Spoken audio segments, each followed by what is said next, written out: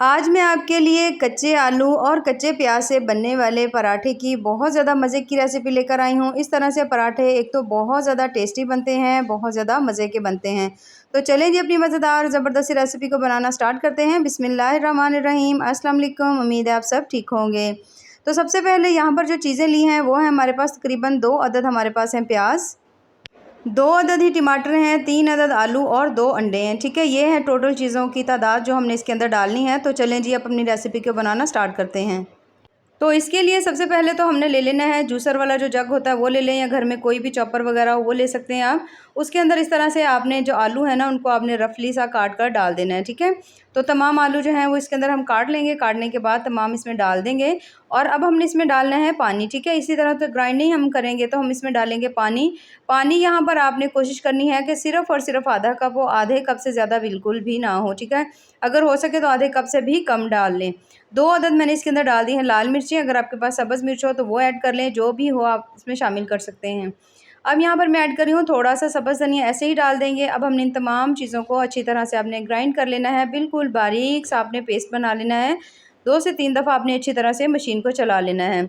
बोल ले लिए यहाँ पर, और उसके बाद ये तमाम जो हमने आलू का पेस्ट बनाया हुआ था ना, ये हमने इसके अंदर डाल दिया। डालने के बाद अब इसके अंदर मैं डाल रही हूँ आटा। ये वही आटा है जिससे आप आम रोटी बनाते हैं। गंदम का आटा हमने लिया है यहाँ पर 1 कप। ठीक है, अब गंदम का आटा 1 कप लेने के बाद आपने पहले तो इन दोनों चीज़ों को ना मिक्स कर लेना है। ठीक है, यहाँ पर अगर आपका पानी ज़्यादा होगा ना तो आटा ज़्यादा पतला हो जाएगा, तो इसलिए आपने कोशिश करनी है कि जब आप ग्राइंड करें उसी वक्त ही आप पानी जो है ना वो थोड़ा कम डालें, या बस पूरा हाफ़ कप डालें।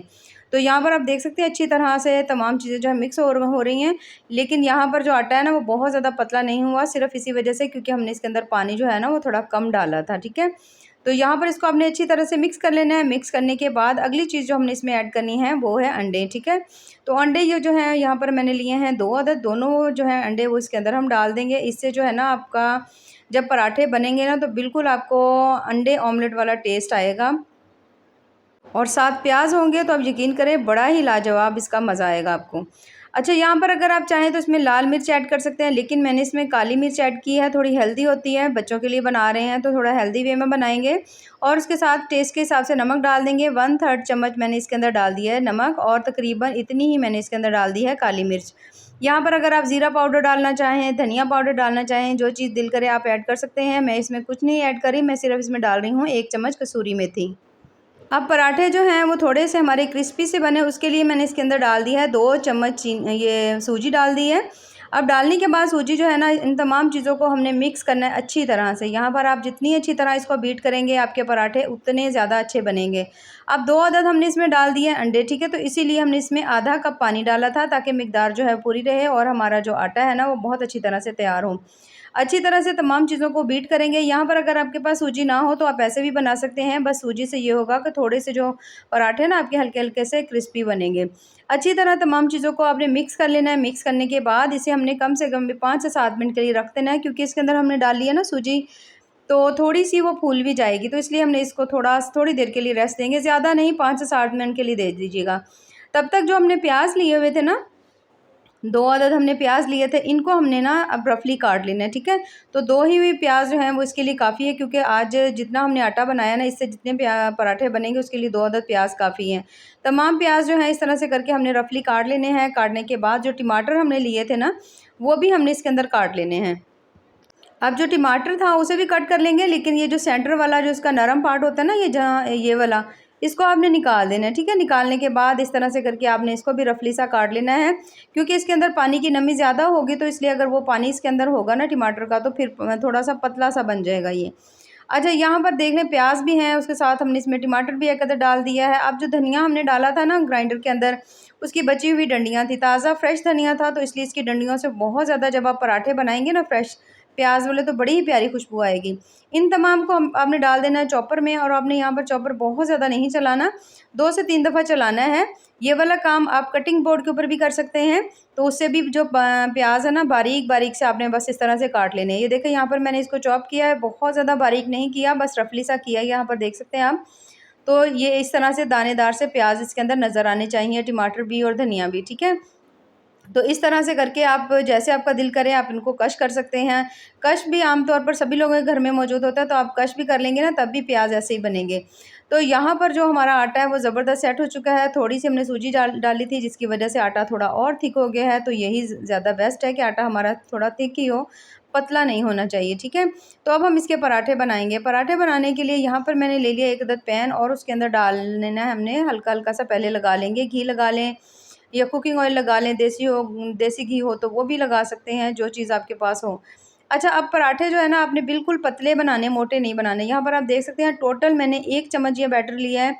लेने के बाद अब आपने इसको अच्छी तरह से, इसी पराठे को ना आपने ऐसे ही फैला लेना। ईज़िली फैल जाता है, कोई मसला नहीं होता। ये देखें नीचे की तरफ से भी मूव हो रहा है, यानी कि पैन जो है पराठे को वो अच्छी तरह से नहीं पकड़ रहा, तो जो ज़्यादा अच्छी बात है। अच्छा, यहाँ पर अच्छी तरह से आपने इसको जब बैटर को फैला लें, पराठा अच्छी तरह बना लें, तो जो हमने प्याज रखे हुए थे ना काट कर, टमाटर और धनिया, ये तमाम चीज़ें हमने इसके ऊपर डालनी है। अब जितना आपका दिल करे आप इसके ऊपर भरकर स्टफिंग लगा सकते हैं, यानी जो आपको चीज़ ज़्यादा पसंद हो, यानी प्याज वगैरह के पराठे बना रहे हैं तो अच्छी तरह से मैं इसके ऊपर जो है ना इसकी स्टफिंग लगाऊंगी, क्योंकि इससे इसका जायका भी बड़ा मज़े का आएगा, थोड़ा पराठे के अंदर प्याज का क्रंच आएगा, तो बहुत ज़्यादा टेस्टी प्याज के पराठे बनेंगे।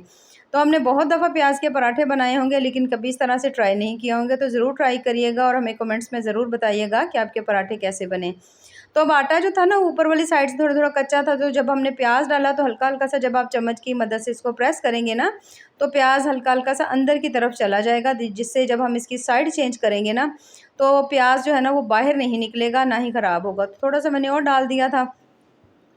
अब आपने ढक्कन लगाकर सिर्फ़ और सिर्फ़ 1 से 1.5 मिनट पकाना है, क्योंकि पतले से पराठे हैं, पराठे बिल्कुल भी मोटे नहीं हैं। तो आपने अच्छी तरह से इसकी साइड को मूव कर लें। जब आप देखें कि अच्छी तरह मूव हो रही है, तो बस आराम से आपने इसकी साइड को टर्न कर लेना है, हल्का-हल्का सा चम्मच की मदद से। इसको फिर से थोड़ा प्रेस कर लें, साइड चेंज कर ली है, तो इसलिए एक दफ़ा ऊपर की तरफ घी लगा लीजिए या कुकिंग ऑयल लगा लेंगे, ठीक है। तो अब हमने इसकी साइड को ये देखिए इस तरह से करके चेंज कर दिया और माशाल्लाह से आप देख सकते हैं कितना ज़बरदस्त ने जो कलर आया है ना इसका। अच्छा, जब आपने इसको चेंज करना है ना, तो आपने फ़ौरन से इसको मूव करने की कोशिश नहीं करनी कि आप इसको हिलाना शुरू कर दें। अब बल्कि आपने इस तरह से चम्मच की मदद से हल्का-हल्का सा दबाना है कि अच्छी तरह से जो प्याज़ है ना वो नीचे की तरफ से अच्छी तरह से पक जाए। और आप देखेंगे कि जैसे ही प्याज़ जो है वो नीचे की तरफ से अच्छी तरह पक जाएगा, पराठा पक जाएगा, तो पराठा खुद से मूव होना शुरू हो जाएगा, ठीक है। जैसे साइड चेंज करें, आपने इसको फ़ौरन से नहीं हिलाना, ठीक है। अब यहाँ पर देखिए ज़बरदस्त सा माशाल्लाह से इसका कलर आ चुका है, तो इसकी मैं आपको साइड चेंज करके दिखाती हूँ। ये देखिए माशाल्लाह कितना प्यारा हमारे जो प्याज और आलू का जो पराठा है ना, वो कितना ज़बरदस्त उसका कलर आया है और बहुत ज़्यादा टेस्टी जो है ना वो तैयार हो चुका है। तो बस इसी तरह से हमने जो बाकी पराठे वो बना लेने हैं। इसे हम निकाल लेंगे किसी भी पैन के अंदर।